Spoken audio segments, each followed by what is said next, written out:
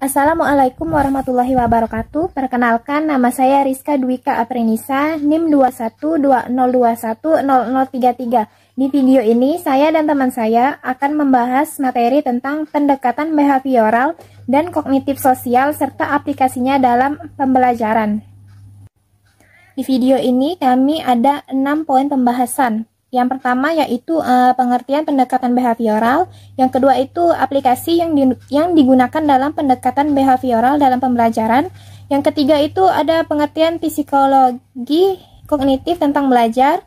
Yang keempat itu ada pengertian teori kognitif sosial. Yang kelima itu teori Bandura tentang belajar. Dan yang poin terakhir yang itu motivasi belajar dan teori perilaku Bandura. Baiklah, langsung saja kita akan membahas poin yang pertama yaitu pengertian pendekatan behavioral.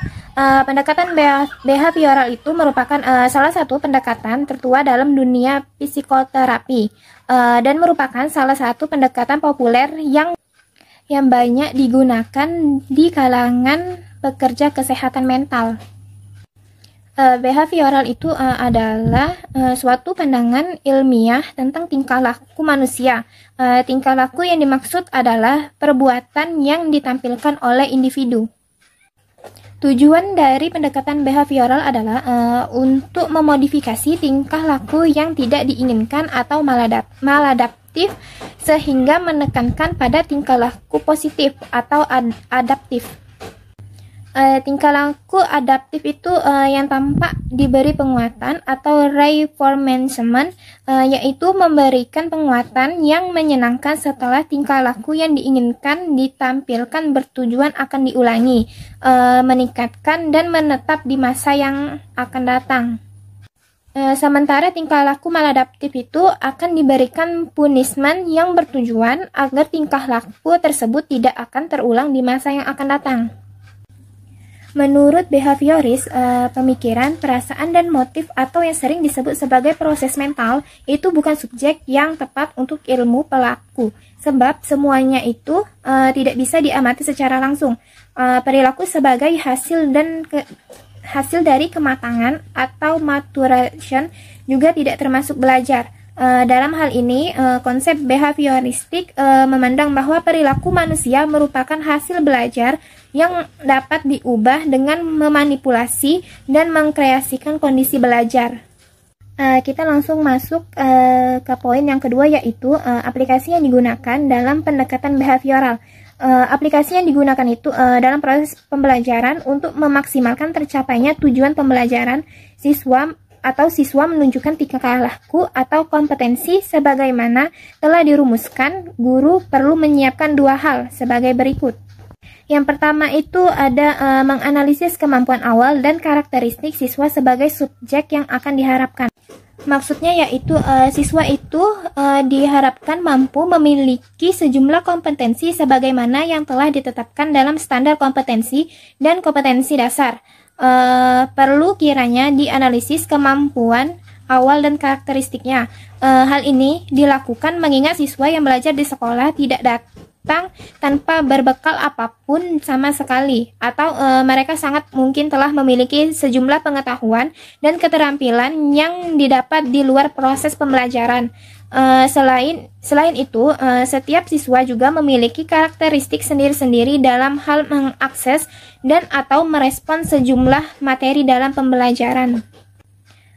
Ada beberapa manfaat yang dapat diperoleh guru jika melaksanakan analisis terhadap kemampuan dan karakteristik siswa, yaitu yang pertama itu akan memperoleh gambaran yang lengkap dan terperinci tentang kemampuan awal para siswa yang berfungsi sebagai persyarat bagi bahan baru yang akan disampaikan.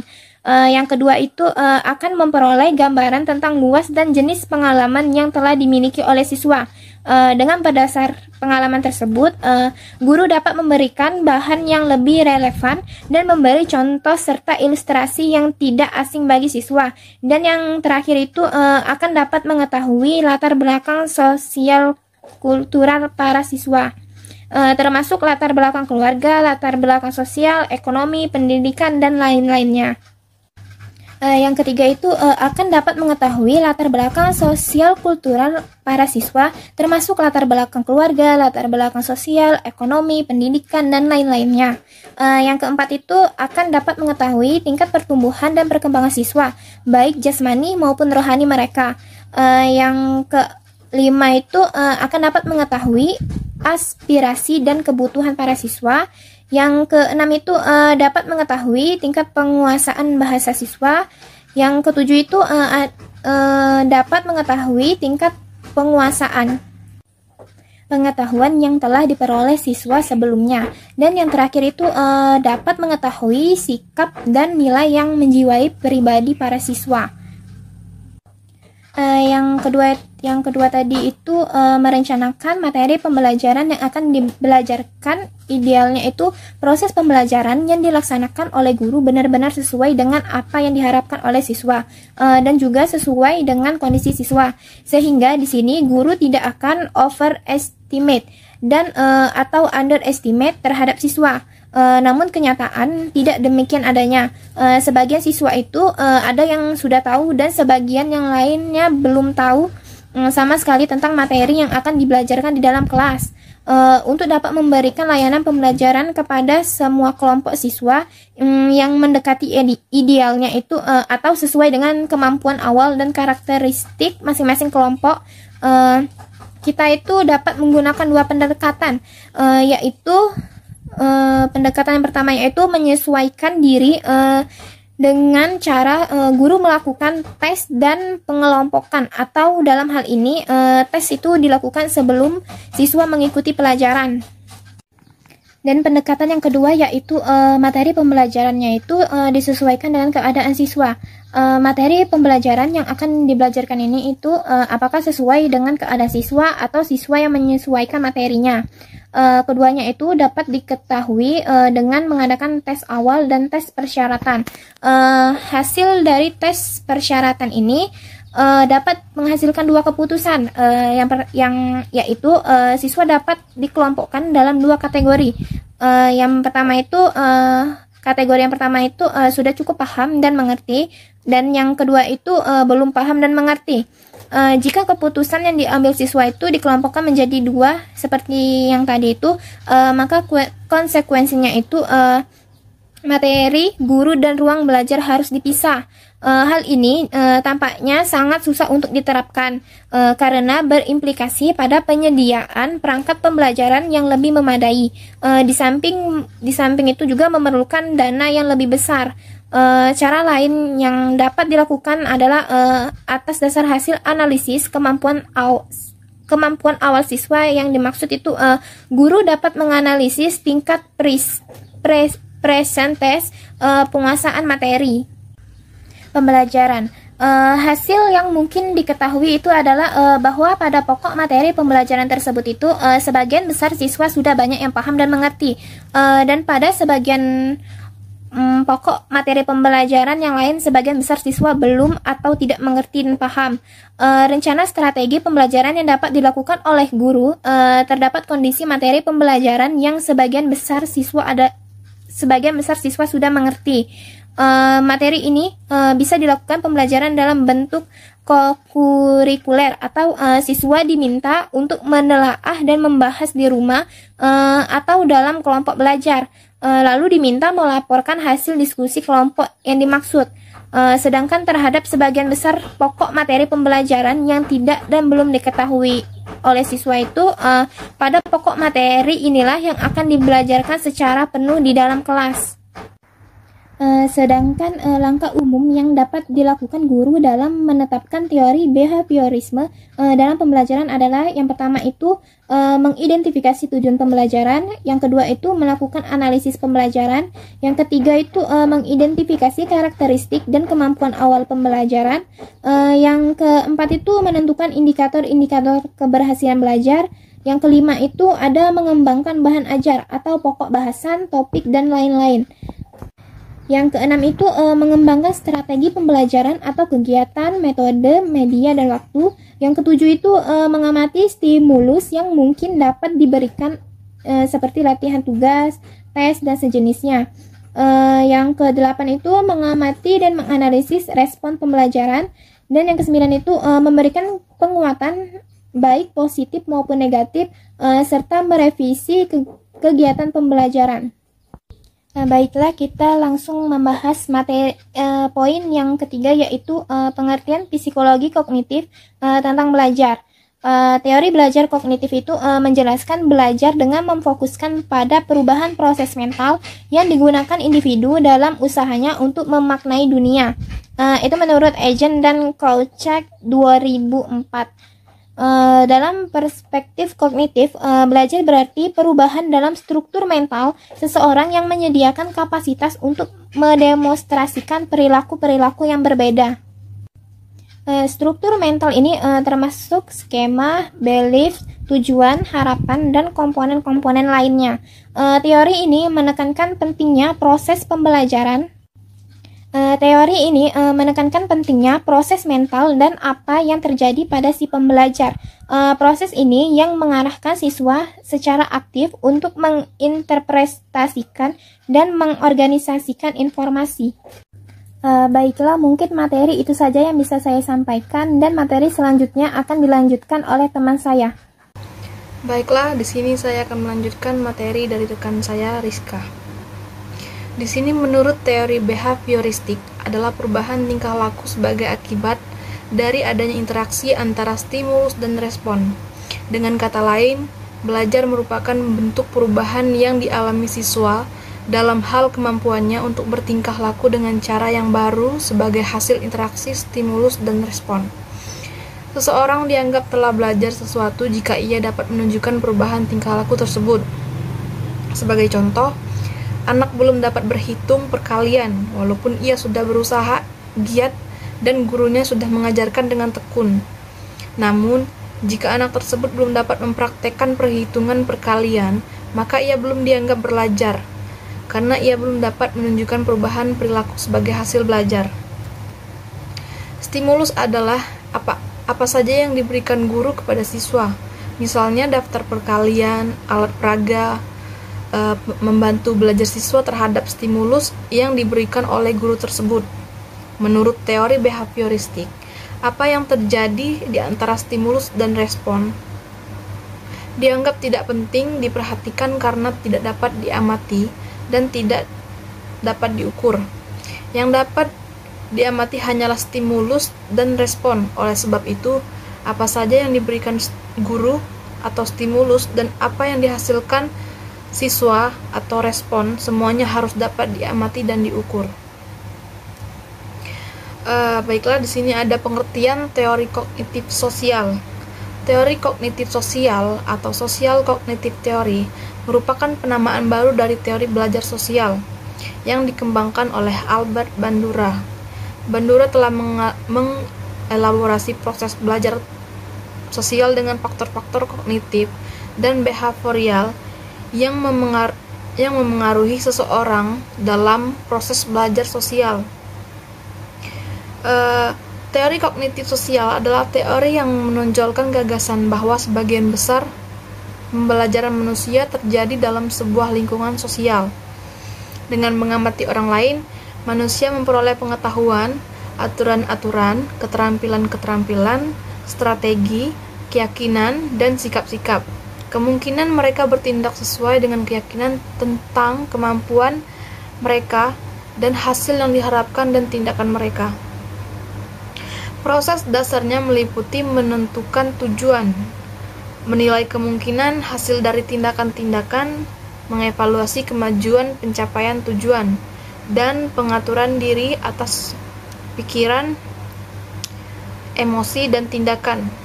Bandura menjelaskan bahwa karakteristik khas lainnya dari teori kognitif sosial adalah peran utama yang diberikan pada fungsi-fungsi pengaturan diri. Orang berperilaku bukan sekedar untuk menyesuaikan diri dengan kecenderungan orang lain. Teori Bandura tentang belajar. Belajar menurut Albert Bandura itu lebih dari sekedar adanya perubahan dalam tingkah laku yang diamati. Belajar adalah pencapaian pengetahuan dan tingkah laku yang dapat diamati yang berdasar pada pengetahuan tersebut. Dengan kata lain, individu menguasai lebih banyak dari sekedar yang diperlihatkan oleh perilakunya. Menurut Bandura, ada 5 hal yang dapat dipelajari seseorang melalui pengamatan terhadap model, yaitu yang pertama, pengamat dapat mempelajari keterampilan kognitif, efektif, atau psikomotor yang baru dengan cara memperhatikan attention, bagaimana orang tersebut melakukan hal-hal tersebut.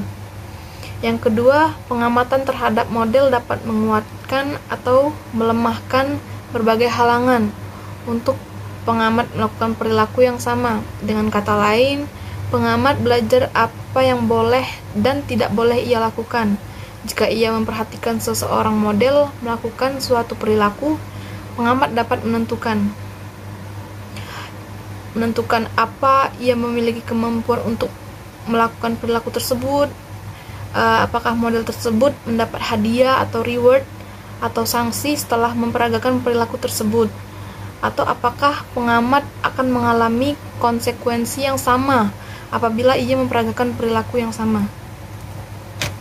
Dan yang ketiga, para model dapat pula bertindak sebagai penganjur umum atau social prompts atau pendorong bagi para pengamat.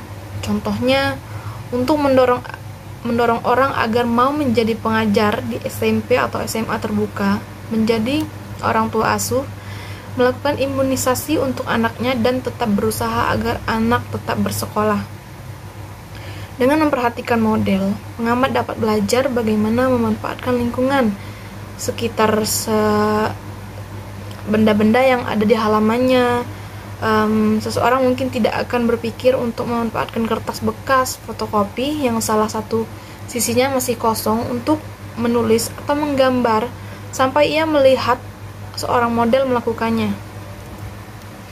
Dan yang terakhir ada melihat model mengekspresikan reaksi-reaksi emosional dapat membangkitkan rangsangan pengamat untuk mengekspresikan reaksi emosional yang sama. Anak-anak umumnya akan menunjukkan keriangan saat mereka melihat anak-anak lain ceria, dan menunjukkan kemurungan saat melihat orang lain murung. Suatu perilaku yang diperagakan oleh model sering tergantung pada apakah pengamat melihat sang model mendapat reinforcement berupa reward, punishment, motivation, emotion setelah memperagakan suatu model. Hal-hal yang harus diperhatikan dalam menerapkan teori belajar sosial adalah ciri-cirinya mendasari mementingkan pengaruh lingkungan dan mementingkan mementingkan peranan reaksi, mengutamakan mekanisme terbentuknya hasil belajar melalui prosedur stimulus respon, mementingkan peranan kemampuan yang sudah terbentuk sebelumnya, mementingkan pembentukan kebiasaan melalui latihan dan pengulangan. Dan yang terakhir, hasil belajar yang dicapai adalah munculnya perilaku yang diinginkan. Teori Bandura berdasarkan pada 3 asumsi, yaitu yang pertama, individu melakukan pembelajaran dengan meniru apa yang ada di lingkungannya, terutama perilaku orang lain. Yang kedua, terdapat hubungan yang erat antara pelajar dengan lingkungannya. Yang ketiga, hasil pembelajaran adalah berupa kode, perilaku visual dan verbal yang diwujudkan dalam perilaku sehari-hari. Tahap-tahap dalam proses belajar tersebut ada 4 tahap, yaitu yang pertama tahap perhatian atau attention phase, yang kedua tahap penyimpanan dalam ingatan atau retention phase, yang ketiga tahap reproduksi atau reproduction phase, yang keempat tahap motivasi atau motivation phase. Konsep motivasi belajar berkaitan erat dengan prinsip bahwa perilaku yang memperoleh penguatan di masa lalu lebih memiliki kemungkinan diulang dibandingkan dengan perilaku yang tidak memperoleh penguatan atau perilaku yang terkena hukuman. Dalam kenyataannya, daripada membahas konsep motivasi belajar, penganut teori perilaku lebih memfokuskan pada seberapa jauh siswa telah belajar untuk mengerjakan pekerjaan sekolah dalam rangka mendapatkan hasil yang diinginkan. Baiklah, itu saja. Terima kasih.